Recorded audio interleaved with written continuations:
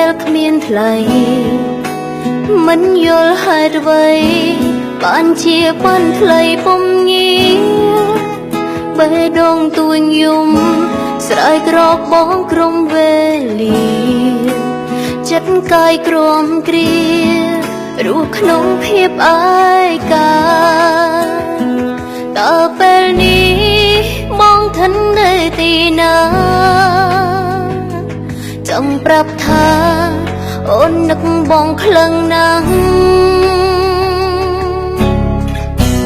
បេះដូងទន់តាំងចាំបង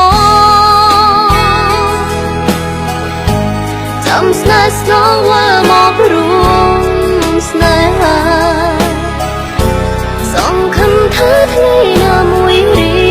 មរានឹងត្រឡប់មកវិញមកបំពេញក្តីស្នេហ៍មួយនេះអើយមានន័យដូចដើមពេលលាផ្លាស់ប្ដូរតែចិត្តស្នេហ៍មិនប្រែឡើយយ៉ាងណាក៏ដោយក៏នៅតែស្រឡាញ់បងរូបបេះដូងមួយ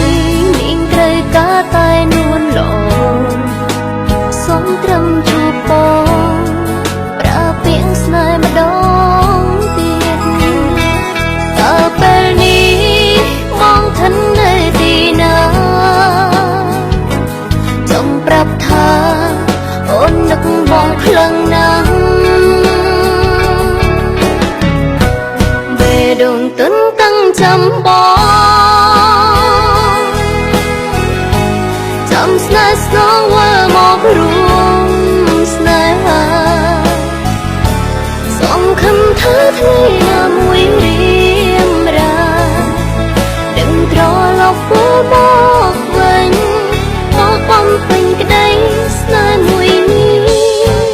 ឲ្យមានន័យដូចដើ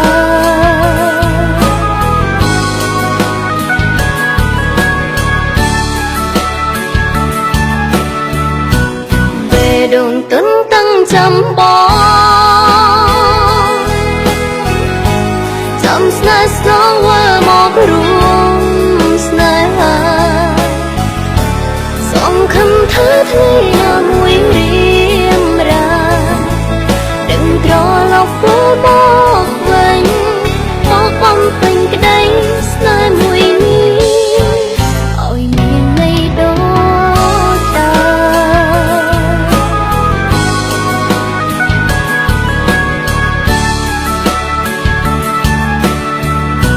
មបេះដូងទន់តាំងចាំបងចាំស្នេហ៍ស្ន